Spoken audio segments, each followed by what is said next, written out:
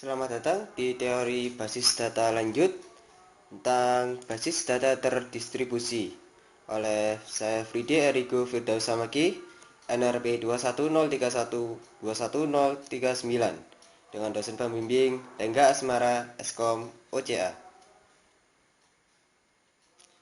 Pokok bahasan yang pertama, pendahuluan, tipe basis data terdistribusi, arsitektur basis data terdistribusi, penyimpanan data pada sistem terdistribusi, manajemen katalog terdistribusi, query terdistribusi, join pada DBMS terdistribusi, optimasi query pada DBMS terdistribusi, mengubah data terdistribusi, logging pada sistem terdistribusi, distributed recovery.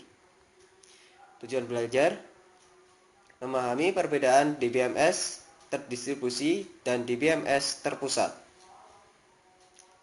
Kedua, memahami arsitektur basis data terdistribusi, memahami penyimpanan data, katalog data pada sistem terdistribusi, memahami query, join, optimasi query pada DBMS terdistribusi, memahami bagaimana mengubah data, melakukan logging pada data DBMS terdistribusi, memahami bagaimana menangani kegagalan pada sistem terdistribusi. Pendahuluan pada basis data terdistribusi, data disimpan pada beberapa tempat atau site. Setiap tempat diatur dengan suatu DBMS yang berjalan secara independen. Properti pada basis data terdistribusi antara lain independent data terdistribusi, yaitu pemakaian tidak perlu mengetahui letak suatu data. Yang kedua, transaksi terdistribusi atomik. Pemakai dapat menuliskan transaksi yang mengakses dan mengubah data pada beberapa tempat. Tipe basis data terdistribusi. Terdapat dua tipe basis data terdistribusi, yaitu homogen, suatu sistem di mana setiap tempat menjalankan tipe DBMS yang sama. Yang kedua, heterogen, yaitu suatu sistem di mana setiap tempat yang berbeda menjalankan DBMS yang berbeda, atau relational DBMS atau non-relational DBMS. Arsitektur basis data terdistribusi. Terdapat dua arsitektur alternatif DBMS yang terdistribusi, yaitu arsitektur client-server dan arsitektur collaboration server. Yang pertama, arsitektur client-server. Sistem client-server mempunyai satu atau lebih proses client dan proses server. Dan juga sebuah proses client dapat mengirim query pada sembarang proses server. Client bertanggung jawab pada interface user, sedangkan server mengatur data dan mengeksekusi transaksi. Sebagai contoh pada gambar di samping. Lalu arsitektur client server selanjutnya adalah, alasan arsitektur ini menjadi populer adalah implementasi yang relatif sederhana karena pembagian fungsi yang baik dan server yang tersentralisasi. Kedua, mesin server yang mahal sehingga utilitasnya tidak terpengaruh pada interaksi pemakai. Tiga, klien dapat menjalankan interface basis grafis sehingga lebih mudah dibandingkan interface server yang tidak user friendly. Pada saat menulis aplikasi client server, perlu diingat batasan antara klien dan server untuk menjaga komunikasi antara keduanya yang berorientasi himpunan. Khususnya membuka kursor dan mengambil tuple pada satu waktu, membagikan beberapa pesan dan dapat pesan. Collaboration server digunakan untuk mengurangi perbedaan yang digunakan oleh alternatif arsitektur client server. Terdapat sekumpulan server berbasis data yang menjalankan transaksi data lokal yang bekerja sama mengeksekusi transaksi pada beberapa server. Jika server menerima query yang membutuhkan akses ke data pada server lain, sistem akan membangkitkan sub-query yang dieksekusi server lain dan mengambil hasilnya bersama untuk menggabungkan menjadi query asal. Seperti pada gambar berikut. Penyimpanan data pada sistem terdistribusi. Pertama, relasi disimpan pada beberapa tempat. Kedua, pengaksesan relasi yang disimpan pada remote site mengakibatkan biaya melewatkan pesan. Ketiga, untuk mengurangi sebuah relasi dipartisipasi ke beberapa tempat di mana fragmen tersebut sering diakses. Fragmentasi terdiri dari dua relasi yang dibagi ke relasi atau fragmen yang lebih kecil dan mengirim fragmen tersebut pada beberapa tempat. Terdapat dua macam fragmentasi, yaitu fragmentasi horizontal, contohnya seperti ini, dan fragmentasi vertikal. Jadi contohnya ke atas. Fragmentasi horizontal yaitu setiap fragmen terdiri dari sebuah subset baris dari relasi asal. Soal fragmentasi vertikal, setiap fragmen terdiri dari sebuah subset kolom dan dari relasi asal. Replika merupakan proses penyimpan beberapa kopi dari sebuah relasi atau fragmen relasi. Keseluruhan relasi dapat direplikasi pada satu tempat atau lebih. Berikut ada ilustrasi replika. Ya, dapat kita lihat di gambar.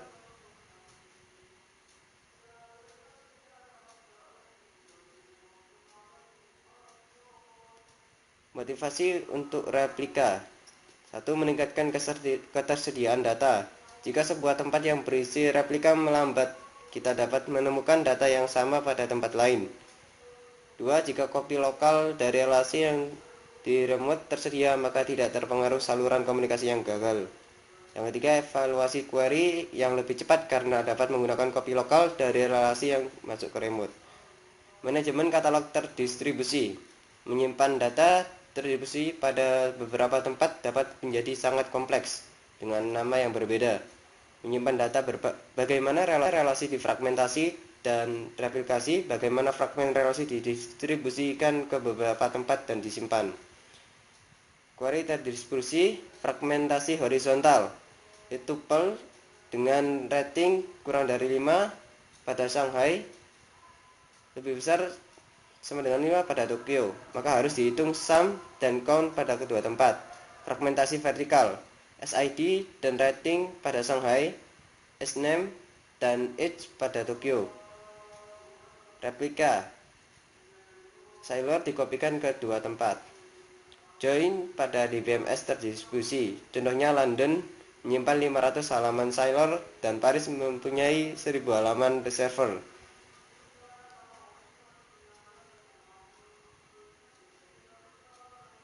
Semi-join. Teknik ini ditujukan untuk mengurangi jumlah tuple receivers yang dikirim dengan mengurangi biaya komputasi dan proyeksi pengiriman dan untuk biaya pengiriman relasi receiver penuh.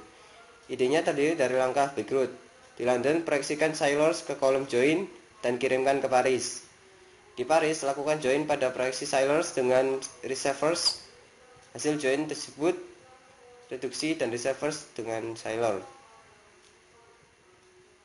Ya, pada London join Sailor dengan receivers yang sudah direduksi.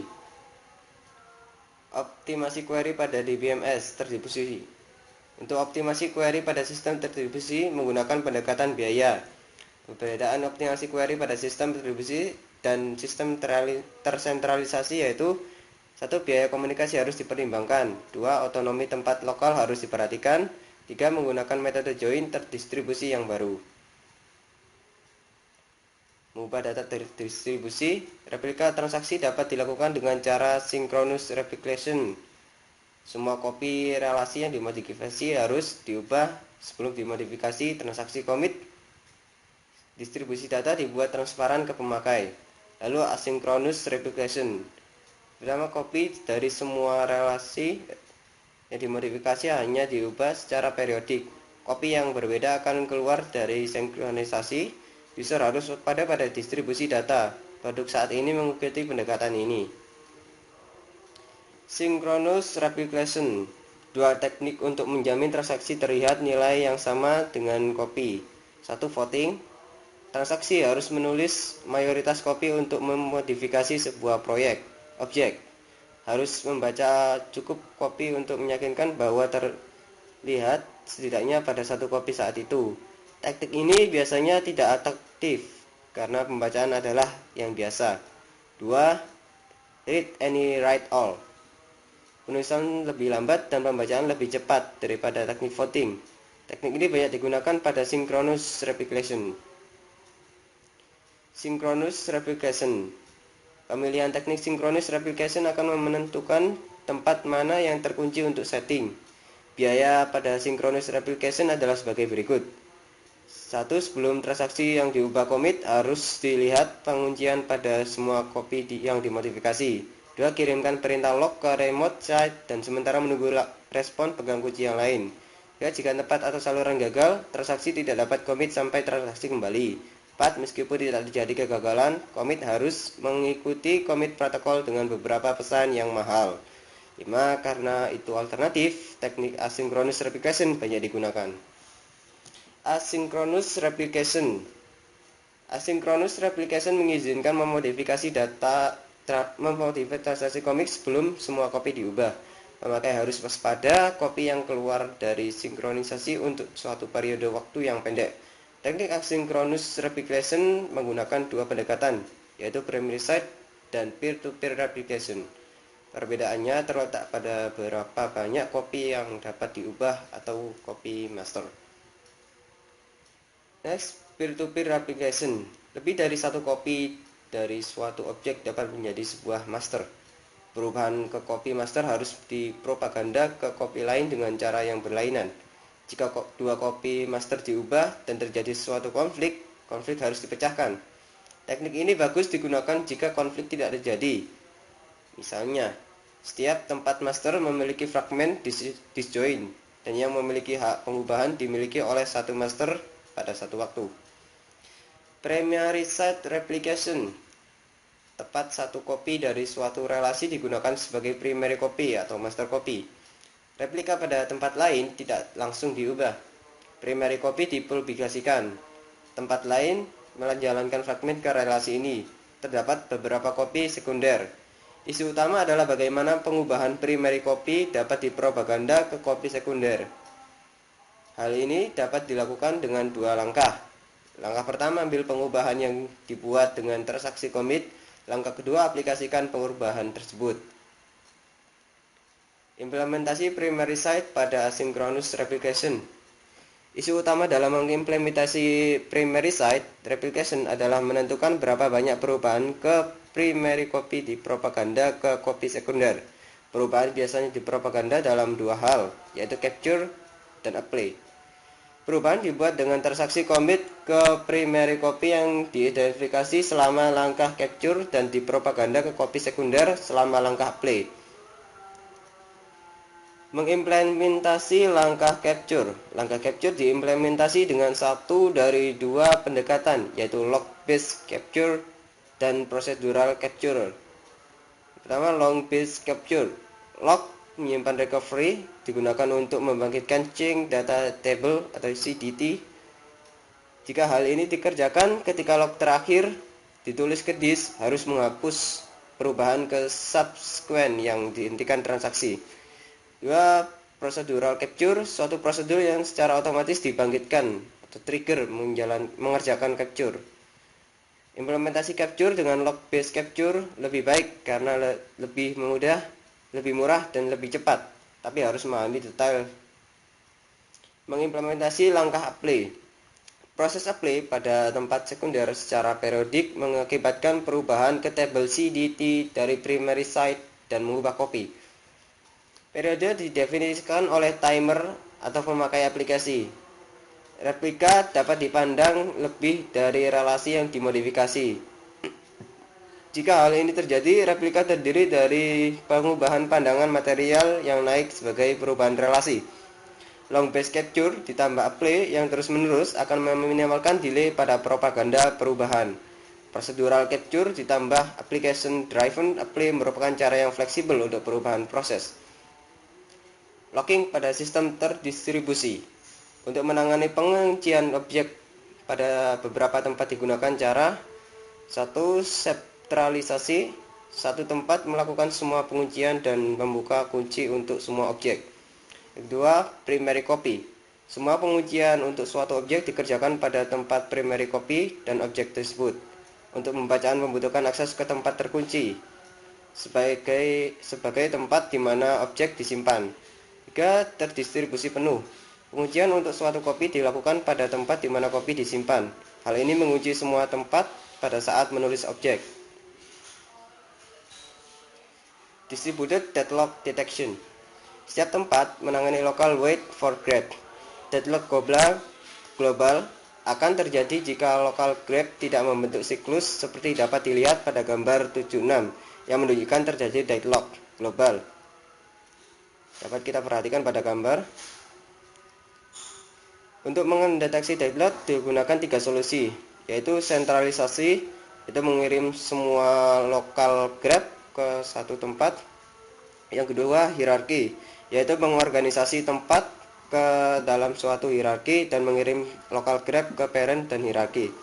Yang ketiga, timeout, yaitu menghentikan transaksi jika menunggu terlalu lama. Distributed recovery. Proses pemulihan pada DBMS terdistribusi lebih kompleks daripada DBMS tersentralisasi karena sebab berikut. Yang pertama, terjadi kegagalan yang baru, misalnya saluran komunikasi dan remote site. Jika subtransaksi dari suatu transaksi mengeksekusi ke tempat berbeda, hal ini memerlukan commit protokol untuk menangani hal tersebut. Suatu log ditangani pada setiap tempat sebagaimana pada DBMS tersentralisasi dan akses commit protokol. Two-phase commit, 2PC. Tempat di mana transaksi asal disebut koordinator, sedangkan tempat lain di mana transaksi mengeksekusi disebut subordinat. Jika sebuah transaksi ingin commit, maka koordinator mengirim pesan prepare ke semua subordinat.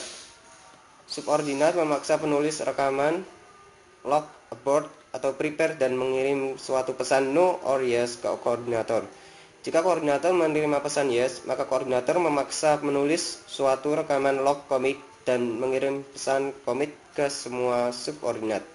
Sebaliknya, memaksa menulis rekaman log abort dan mengirim pesan abort. Subordinat memaksa menulis rekaman log abort atau commit berdasarkan pesan yang didapat, kemudian mengirim pesan X ke koordinator. Koordinator menulis rekaman log N setelah mendapatkan semua pesan X. Restart setelah suatu kegagalan pada suatu tempat. Jika kita mempunyai rekaman log commit atau abort untuk transaksi T, tapi tidak mempunyai rekaman N, maka harus redo atau undo T. Jika tempat ini adalah koordinator untuk T, tetap kirimkan pesan commit atau abort ke subordinat sampai pesan X.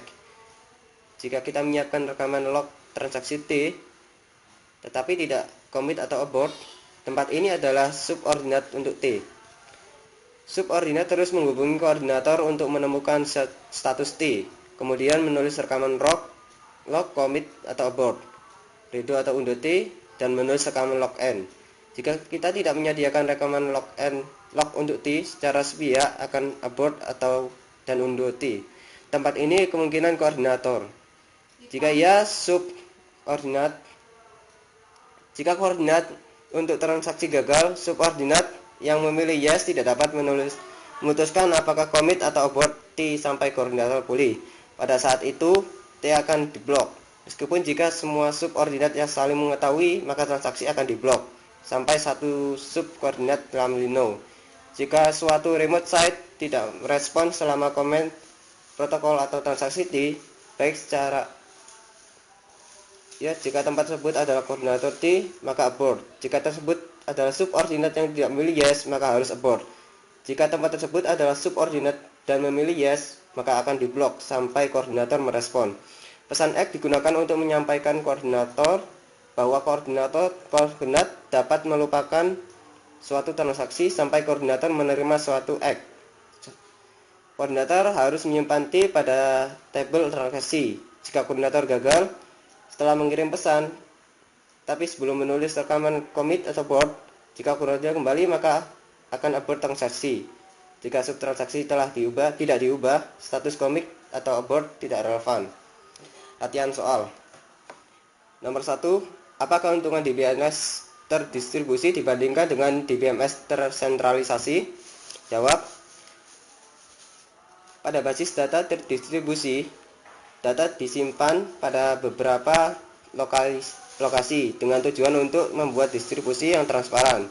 Pada basis data terdistribusi, distributed data independence atau pemakai tidak perlu mengetahui lokasi data. dan distributed transaction authority, di mana tidak ada perbedaan antara transaksi terdistribusi dan transaksi lokal. Jika semua lokal menjalankan perangkat lunak DBMS yang sama, sistem disebut homogen. Selain itu, disebut heterogen. Sedangkan tidak demikian pada DBMS tersentralisasi. Yang kedua, gambarkan arsitektur client server dan collaboration server. Jawab. Arsitektur client server adalah seperti gambar di samping.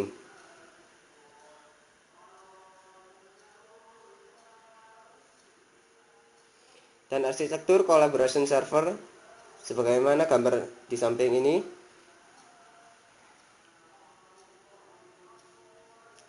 Nomor 3, pada arsitektur collaboration server, jika suatu transaksi dikirim ke DBMS, akan digambarkan bagaimana aktivitas tempat yang berbeda dikoordinasi.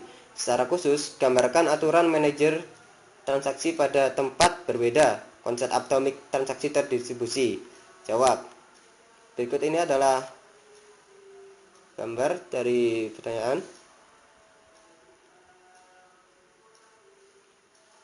Nomor 4, definisikan fragmentasi dan replikasi dalam hal di mana data disimpan. Jawab. Fragmentasi terdiri dari relasi yang dibagi ke relasi atau fragmen yang lebih kecil dan mengirim fragmen pada beberapa tempat. Terdapat dua macam fragmentasi, fragmentasi horizontal dan fragmentasi vertikal. Pada gambar, horizontal ditunjukkan dengan hijau dan biru adalah vertikal.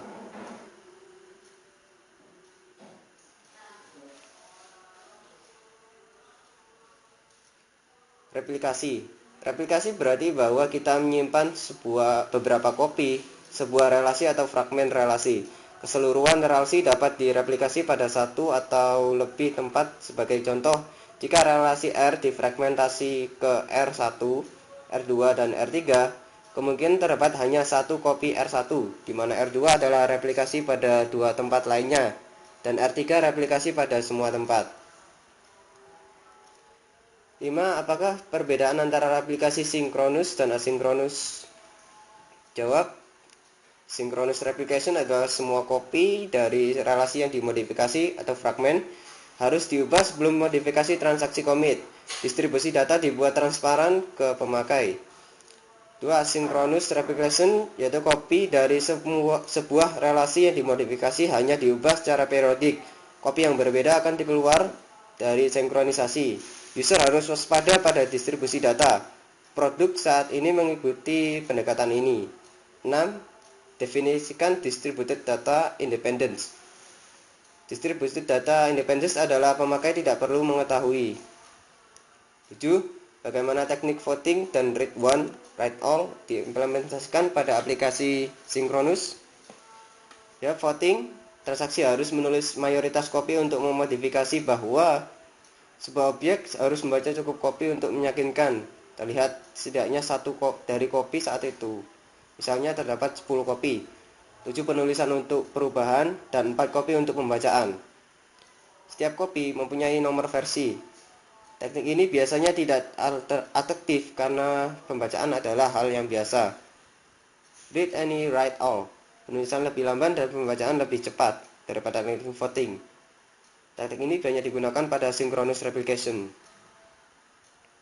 Van, berikan penjelasan bagaimana asynchronous replication implementasikan. Khususnya jelaskan maksud capture dan apply. Implementasi primary site pada asynchronous replication. Isu utama dalam mengimplementasi primary site replication adalah menentukan berapa banyak perubahan ke primary copy dipropaganda ke copy sekunder. Perubahan biasanya dipropaganda dalam dua langkah, yaitu capture dan apply. Perubahan dibuat dengan transaksi commit ke primary copy yang diidentifikasikan selama langkah capture dan dipropaganda ke copy sekunder selama langkah apply. Mengimplementasikan langkah capture. Langkah capture diimplementasikan dengan satu dari dua pendekatan, yaitu log-based capture dan procedural capture. Log-based capture, log untuk menyimpan recovery digunakan untuk membangkitkan chain data table. Jika hal ini dikerjakan, ketika log terakhir ditulis ke disk, harus menghapus perubahan ke subsequent yang dihentikan transaksi. Procedural capture, suatu prosedur yang secara otomatis dibangkitkan atau trigger mengerjakan capture.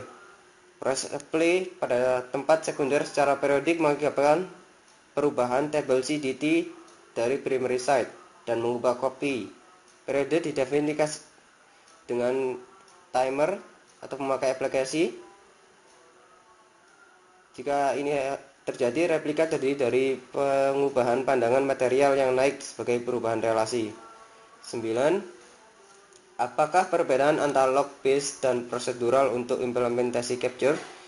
Log-based capture, log menyimpan recovery, digunakan untuk membangkitkan sync data table atau CDT. Jika hal ini dikerjakan, ketika log terakhir ditulis ke disk, harus menghapus perubahan ke subsequent yang dihentikan transaksi. Procedural capture, suatu prosedur yang secara otomatis dibangkitkan atau trigger mengerjakan capture. Pertanyaan ke-10, mengapa pemberian nama unik pada objek basis data lebih kompleks pada DBMS terdistribusi? Karena jika suatu relasi difragmen dan direplika, setiap partisi memerlukan nama global yang unik yang disebut relation name. Manajemen katalog terdistribusi diperlukan untuk menyimpan rekaman di mana data disimpan. Oke, sekian untuk teori basis data lanjut kali ini. Terima kasih.